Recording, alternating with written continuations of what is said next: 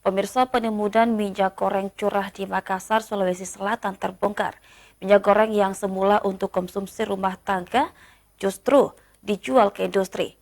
Penimbunan minyak goreng ini melibatkan Smart Tbk dan hingga kini polisi turun untuk menyelidiki kasus tersebut.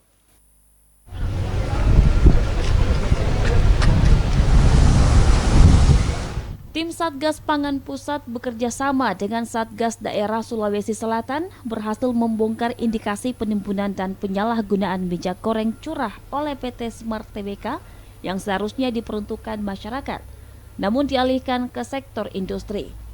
Kabid Humas Polda Sulawesi Selatan, Kombes Pol Komang Suwartana mengatakan, PT Smart Tbk telah menjual minyak rumah tangga sebanyak 138 ton dengan rincian 61,18 ton telah didistribusikan ke industri. Sisanya 76,82 ton masih disimpan di dalam kilang.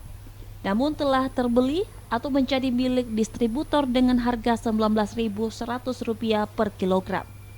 Ia menambahkan dengan adanya penyalahgunaan tersebut mengakibatkan harga minyak curah tidak terkendali.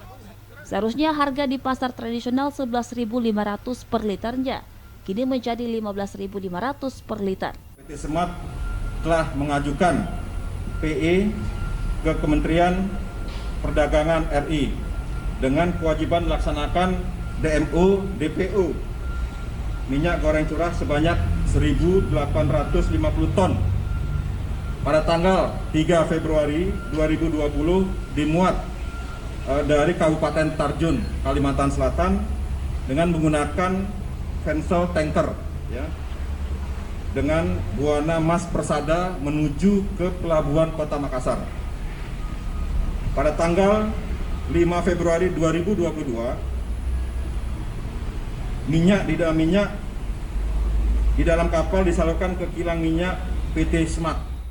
Pihaknya menambahkan, barang bukti yang diamankan berupa sisa stok minyak goreng yang ada di kilang PT Smart Tbk sejumlah 1.264,699 kg serta dokumen terkait penjualan PT Smart Tbk. Akibat penyalahgunaan tersebut, perusahaan akan dijatuhkan sanksi larangan dan pencabutan izin ekspor. Rusma Wandirara, Celebes TV.